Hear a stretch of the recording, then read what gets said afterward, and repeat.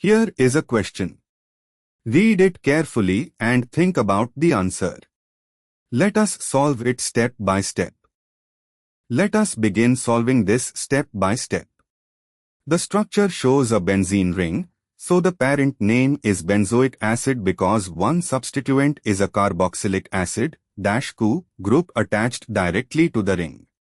Moving on to the next step. There are two nitro groups, NO2, shown on the benzene ring. In the image, one nitro group is on the carbon adjacent to the carboxylic acid carbon, ortho position, position 2, and the other nitro group is on the carbon para to the carboxylic acid carbon, position 4. Moving on to the next step.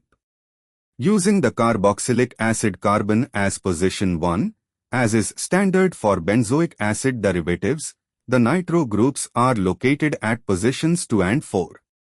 And for the final step, the compound is named as a benzoic acid with two nitro substituents at positions 2 and 4, giving 2,4-dinitrobenzoic acid.